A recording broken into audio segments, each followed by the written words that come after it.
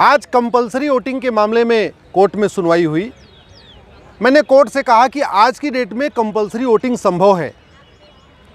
Compulsory voting इसलिए संभव है कि आज की डेट में आधार को वोटर आईडी से लिंक कर दिया गया है, इसलिए वोटिंग करने के लिए बूथ पे जाना ज़रूरी नहीं है।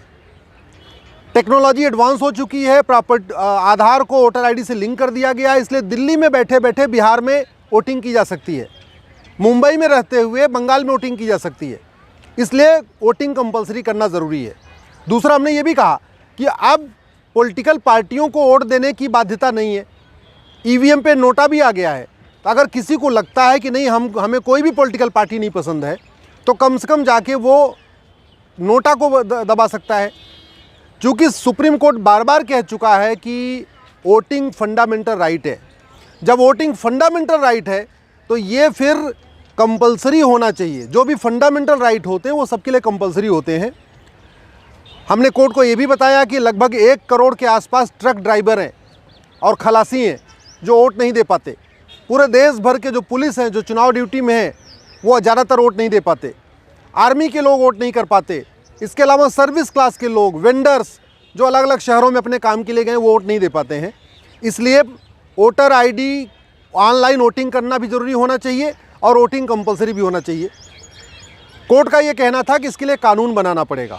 बिना कानून बनाए न तो ऑनलाइन वोटिंग शुरू हो सकती है और बिना कानून बनाए कंपलसरी वोटिंग भी नहीं हो सकती है। तो दोनों के लिए कानून बनाना पड़ेगा और ये काम कोर्ट नहीं कर सकता, कोर्ट कानून नहीं बना सकता। हमने उनसे कहा कि आप इस पर केंद्र सरकार को, चुनाव आयोग को इस पर एक कम से कम नोटिस इशू कर दीजिए, लेकिन उनका ये कहना था कि आप अपनी याचिका को लेके इलेक्शन कमीशन के पास जाइए, एक बार केंद्र सरकार के पास जाइए। अब मैं अपनी याचिका को इलेक्शन कमीशन में फाइल करूंगा और गृह मंत्रालय को भी एक रिप्रेजेंटेशन दूंगा। 3 महीने वेट करूंगा ऑनलाइन वोटिंग के लिए और कंपलसरी वोटिंग के लिए। अगर केंद्र सरकार और चुनाव आयोग कुछ नहीं करता है तो वापस फिर से मैं कोर्ट आऊँगा। ऑनलाइन वोटिंग और कंपलसरी वोटिंग ये ज़रूरी है। ऑनलाइन वोटिंग, कंपलसरी वोटिंग संभव है। टेक्नोलॉजी एडवांस हो चुकी है। 50 करोड़ लोग स्मार्टफोन यूज़ कर रहे हैं, 150 करोड़ टोटल मोबाइल यूज़र हो चुके हैं भारत में। ऐसे में मुझे लगता है कि अगर ऑनलाइन वोटिंग शुरू हो जाएगी तो कम से कम जो लोग घर के बाहर रहते हैं अपने काम से, उनको आना नहीं पड़ेगा, परेशान नहीं होना पड़ेगा। और दूसरा, लोकतंत्र भी मजबूत होगा। आज की रेट में 50-55% पे राज्य सरकारें बन जा रही हैं। 55% वोटिंग होती है, 60% वोटिंग होती है, केंद्र सरकार बन जाती है।